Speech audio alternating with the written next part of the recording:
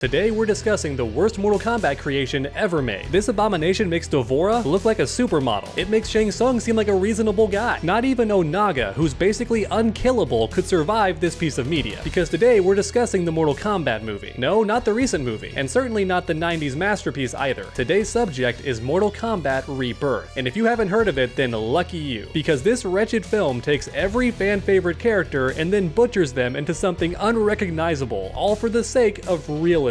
Do you like Sub-Zero? This is him. How about Reptile? Here he is. No longer a reptile, but hey, he looks gross, so that's close enough, right? You want to see Baraka? Well, too bad, because I'm forcing you to anyway. Baraka in this movie was a failed surgeon who wanted to cosplay Wolverine. Yeah, that's his origin for this movie. Mortal Kombat Rebirth is what happens when every producer is scared that modern audiences won't understand a video game movie. They twist and mangle the property so much that it becomes unrecognizable. If I showed this image to a Mortal Kombat fan and asked them to guess what movie it was, they wouldn't have a clue. Even the director himself admits this short film was never meant to be seen by the public. It was leaked entirely by accident. But trust me, I've only scratched the surface of this film. There is so much more to laugh at, dive into, and look back on. And without any further ado, let's jump right. Okay, who turned off the lights?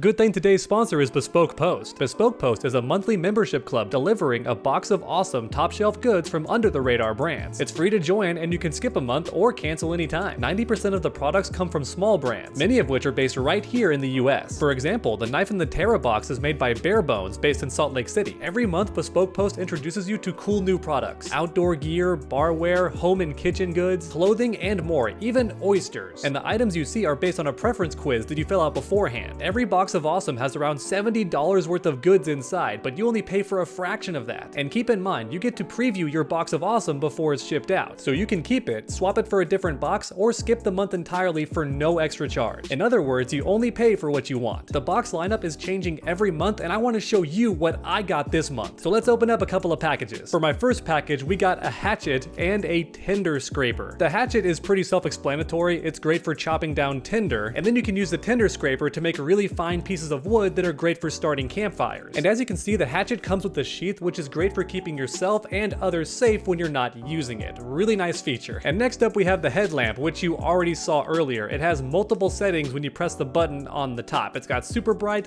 less bright, red, and then red flashing. So really cool features. And then perhaps best of all, you can strap it to your head, which means you can look around and still have your hands free to do whatever your hands need to be doing in the dark. But of course that's not all. We also got a Mizu water cooler to come with it. Pretty decent size and great for keeping your beverages cold. And then finally we have a toasted coconut vanilla bean bar, which I haven't tried yet. Let's dig in. Down the hatch. It's great, tastes like marshmallows, great for camping. And then finally we have Koala Tree. This thing transforms into a backpack when you unzip it. Check it out. And there you have it, look at that. It's a full-sized backpack complete with straps and everything. How cool is that? As you can see, Bespoke Post is amazing and new members get 20% off their first box of Awesome. Just use my link down below in the pinned comment or video description and then use code TUDG20 at checkout to get 20% off your first box of Awesome. Thank you once again to Bespoke Post for sponsoring today's video. I highly recommend them. So as mentioned earlier, the entire concept of Mortal Kombat Rebirth centers around realism. Or in other words, they wanted to make the Mortal Kombat video game into something modern and realistic. And I just have to ask, why? Why would you do that? Why would you take something's greatest strength and just remove it completely? Who looks at a video game inspired by Kung Fu fantasy and says, yeah, make that normal? Half the characters in Mortal Kombat don't work in a realistic setting. Take Reptile, for example, because he's in this movie, but he's not even a reptile. Instead, he's a regular human with a skin condition. Or in other words, he's weaker than a regular human. The guy's charging into a fight with a Nerf. Now that being said, he is a serial killer and he still eats the head of his victims, so at least they got that part right. But even so, I'd rather fight Reptile than a regular healthy human being because my odds of surviving the fight are higher. The only reason Reptile is scarier than the other ninjas is because he's part reptile, or rather he's a dinosaur person, but no reason to get too specific today, alright? For now, we're just gonna call him a reptile. His entire gimmick is being part lizard and also having lizard powers, which I'm guessing he just wouldn't have in this movie, because once again, it's donning the shackles of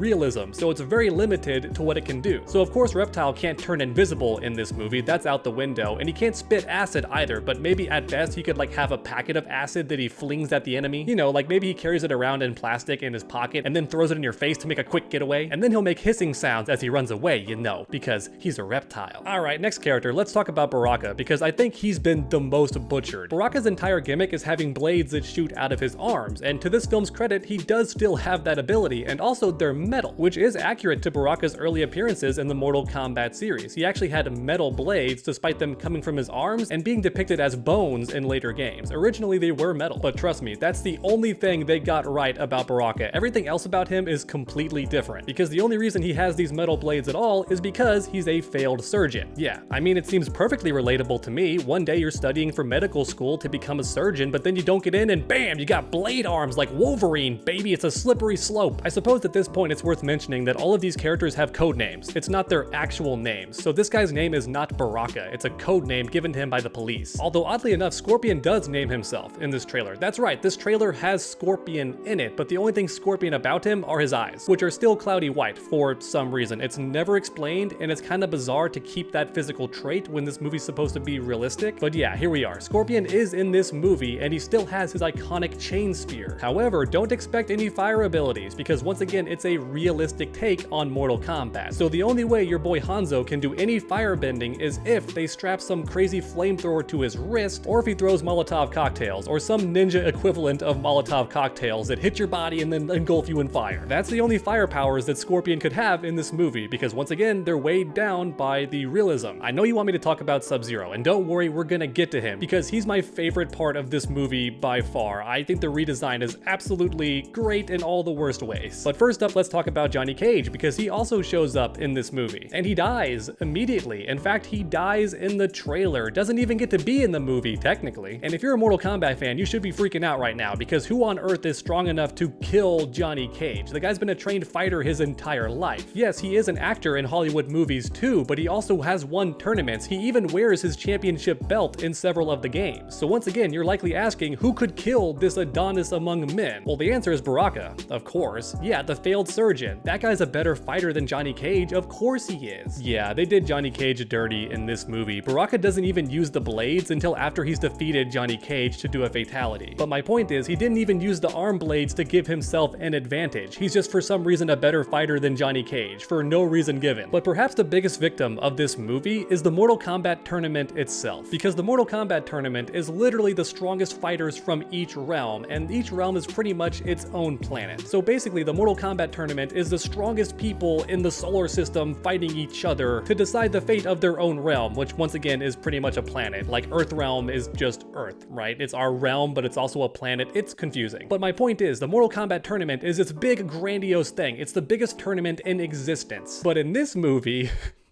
it's an underground fight club. Like, it's a secret street fight, pretty much. That's all it is. Hosted by Shang Tsung, because of course, and you know they get his name wrong, right? Of course they mispronounce his name, because for some reason nobody can be bothered to play the games or just watch the cutscenes of the games on YouTube to see how the names are said. Nope, they don't do that. They butcher every single one. Anyway, Sonya Blade appears in this movie too.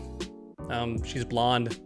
She says like 3 lines. That's pretty much it. That's all she does. And I mean, Jax doesn't do very much either, but he is the narrator, so you could argue he's the most important character in this trailer. But now finally, I think it's time to talk about Sub-Zero. Your boy, baby, my favorite Mortal Kombat character in the entire series, and he's not in the trailer. But we do get a photo of him. That's pretty much the most we get. Do you count that? Does that count? Can I say he appears in the trailer if it's just a photo of him and not actually the actor? I don't know. Anyway, he looks like this.